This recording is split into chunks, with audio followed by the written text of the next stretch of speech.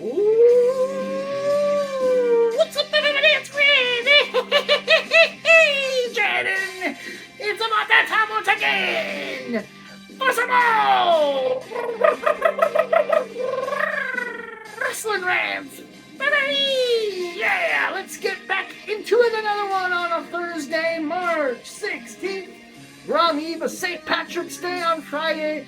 We are here for a double rant Thursday. We dropped midweek must-see matches just a little bit ago, and coming up right now is our first of a series of retrospectives leading into WrestleMania weekend in Los Angeles, where we look back at every single WrestleMania in Southern California. There's a total of 5 of them that they've done, and the first one we're going to talk about right now on this retrospective rant, WrestleMania 2. And on a side note, coming soon, probably dropping after I drop these rants tonight, I'm going to start trying to upload some old classic videos from different WrestleMania weeks that I've attended from about 2015 onward. I found a bunch of random videos I've taken throughout the years at a lot of different shows, not just at the WrestleMania events themselves of these years from 2015 onward, a lot of indie shows and a lot of special events tied into WrestleMania week that will be dropping right here, Wrestling Rants, leading into WrestleMania in about, a little over 2 weeks from now. So there's going to be a lot of retrospective video uploads from past WrestleManias that hope you all will enjoy as much as I did at the events themselves. So be looking for that randomly coming through the pipeline tonight, tomorrow, who knows when exactly. Another note just before we get into this rant, the next retrospective will be on WrestleMania 7. That will be dropping on Sunday. I decided until after WrestleMania season is done, we will start on Sundays doing Wrestling Roundup, where we look back at all the different shows of the week. That is going to be postponed until we get through WrestleMania season. So every Sunday will be a second retrospective instead, where we look back at these past WrestleManias in Southern California. So with that said, Sunday, be looking for WrestleMania 7. The following Thursday, be looking for WrestleMania 12 from the Anaheim Pond. Then WrestleMania 16 comes right back around. The following Sunday all concludes with a very personal look back at WrestleMania 21, the Thursday before WrestleMania. And I'm going to talk all about my experience. That was my second live WrestleMania experience. I also went to Raw. I was front row center at Raw, right in front of the cameras the night after WrestleMania 21 too. I'll talk about my experience with that. So without that, with that said, enough housekeeping and such, let's get into the meat potatoes of this rant. WrestleMania 2 look back at the event that was kind of a, 1/3 of the WrestleMania of that year. As everybody knows, WrestleMania 2 was broadcast from 3 different locations. They started in New York. They kept going in Chicago after the 4 matches in New York. Chicago had another 4 matches. Then they kicked it to the West Coast and Los Angeles for the final 4 matches of the card.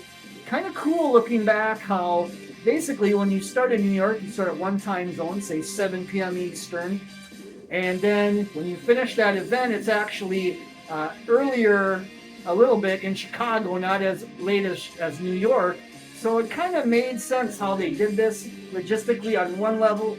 On another level, there's a reason why this never happened in this way again, not just for WrestleManias or WWE, but pretty much every organization. They didn't try this like dual city or multiple city, multi-event kind of thing. It just logistically is a pain in the ass because as we saw with WrestleMania 2, you had to have a variety of extra personalities doing commentary, ring announcing.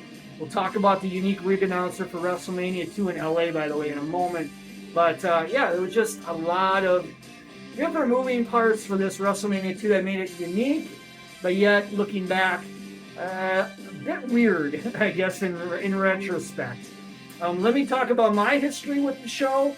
Actually, this was one of the first WWE shows that I actually saw ever. I saw this on Showtime of all things. They had like I believe it was like a edited down version, or maybe an hour or a 2 hour version of WrestleMania 2. But I remember I was probably, I don't know, this was like late 1986. I would have been about 7, 8 years old. And it definitely caught my attention between WrestleMania 2 on Showtime that I saw. Also, being from Minnesota, lots of AWA that I watched. At my uncle's house, particularly up in Minneapolis.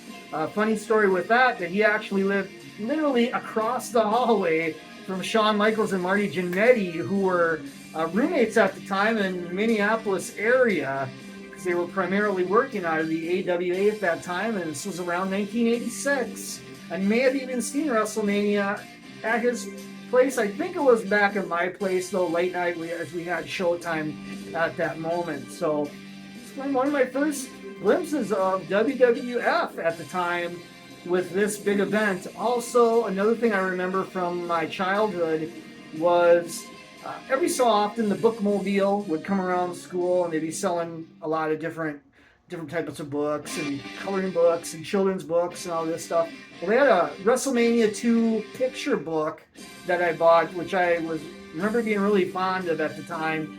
It was just cool. It was just a bunch of pictures showing all the matches at WrestleMania 2, condensed for kids, basically. So, interesting marketing ways WWE did back in the day to lure us kids into the hobby we have now, even as adults. So I got some interesting trivia from WrestleMania 2 I want to drop to everybody.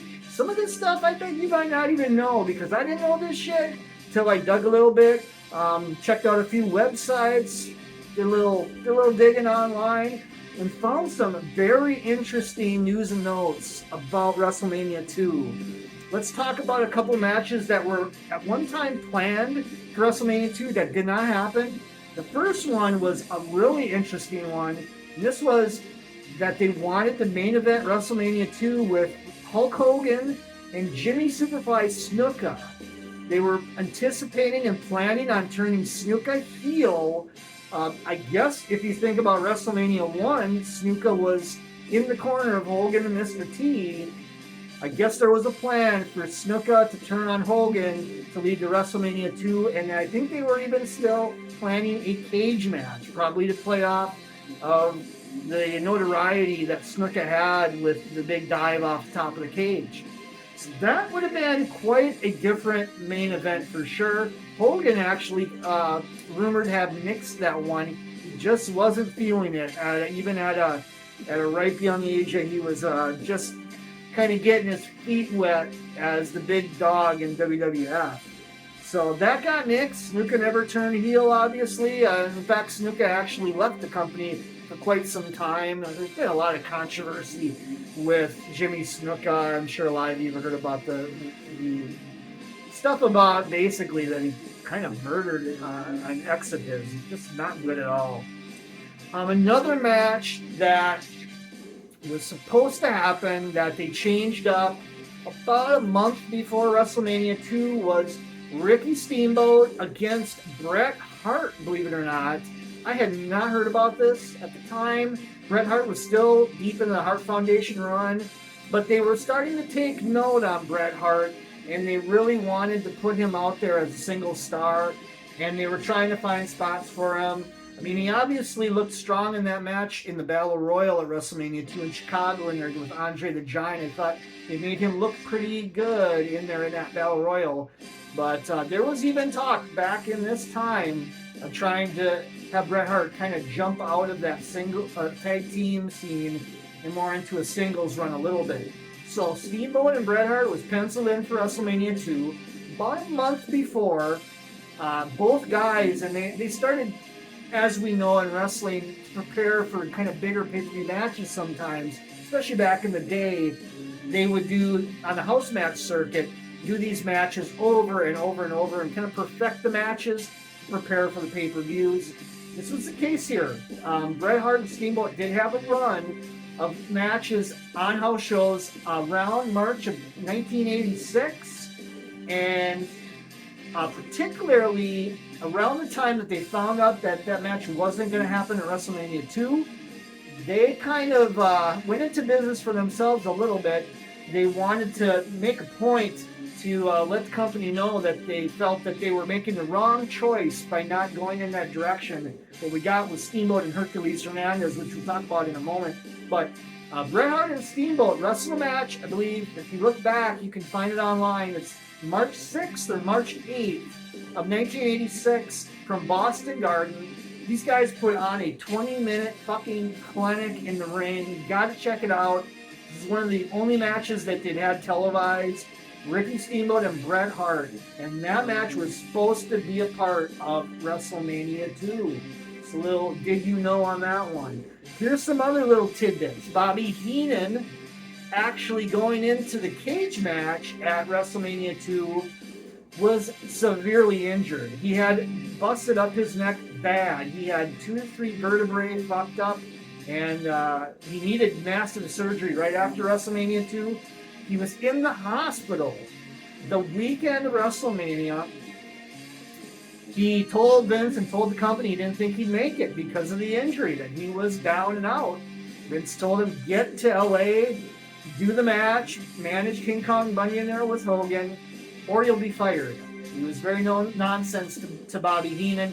Heenan made the match, as we all know. He took some ridiculous bumps. You can even see, if you rewatch this part of WrestleMania 2, the Bundy and Hogan match, and the stuff preceding the promo, Heenan clearly was in pain, even in the promo, and as he was bumping for Hogan after that match at the main event, he was hurting for certain.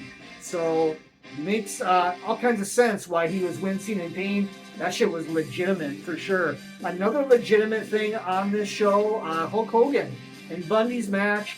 Hogan was legit fucked up in the ribs. Bundy was taking liberties trying to work that rib injury that was a work rib injury before this match.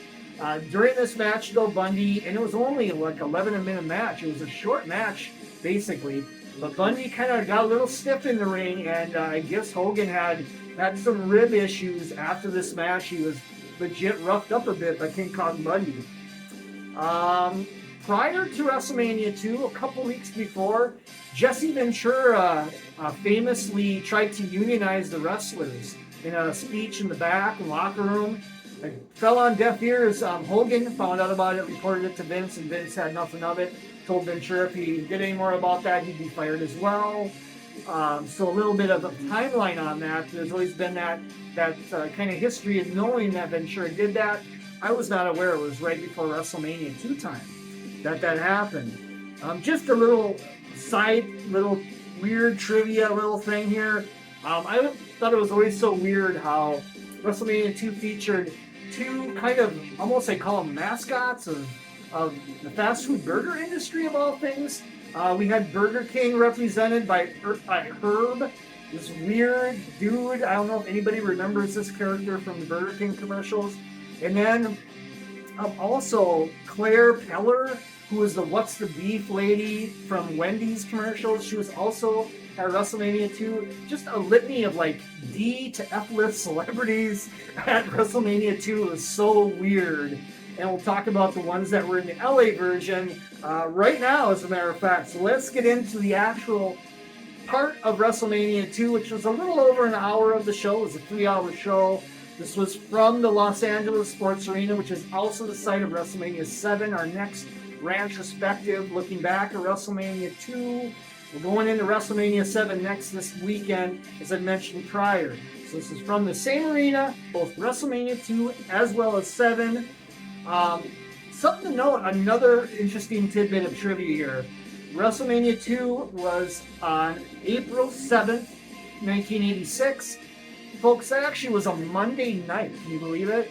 So WWE, that was like their first, I guess, test of getting their feet wet on On what wrestling on a Monday night looks like? Well, look first at WrestleMania 2. They started that trend. It did roll back into other pay-per-views WWF did with SummerSlams of the early part of the SummerSlam run. But very interesting that they tried to run WrestleMania, the second iteration, on a frickin' Monday night of all things, and not just one, but 3 locations. Very audacious by Vince to do this. Attendance was listed at 14,500 at the LA Sports Arena. I don't know if I believe that. The lights were dim the entire fucking hour of WrestleMania 2 in LA. The crowd was lit, so it may be possible they had a big crowd there, and this is that back in the glory years of wrestling too, where you're not necessarily always showing the crowd for one reason or another, but this may not have been because they had a shitty crowd. But I don't know. I don't know if I'd quite buy 14,500 legit. That seems a bit of a stretch. Jesse Ventura, Lord Alfred Hayes, and the Mistress of the Dark, Elvira, were commentators for this portion of WrestleMania 2. Al Hayes actually was doing the play-by-play, so Jesse was still on color. Elvira was just kind of throwing in these lines every so often that were pretty outlandish. She clearly wasn't being filtered at all. So that was kind of an interesting part of this iteration of WrestleMania in LA. Also to note, the ring announcer, of all guys, Lee Marshall, who got more of a famous end of his wrestling career in WCW. He also was in the AWA forever and a day. And he also was the voice of Tony the Tiger, Frosted Flakes. So he was the ring announcer for the LA portion of WrestleMania 2. Very interesting. So let's get into the matches. I get a look through these matches, get my star ratings. We'll talk about just some details on them. Ricky Steamboat over Hercules as the first match from the LA portion. Remember, there was only 4 matches in the LA side of WrestleMania 2. This was the first one. Decent little opener. Steamboat was going a little bit too in a different gear than Hercules. A little bit overtly, what the word is. He just wasn't at the same pace that Hercules Hernandez was ready for. I went 3 stars on this one. That may be generous because there was a few spots that were a bit questionable and not exactly crisp. 7.5 minutes time they gave on this one.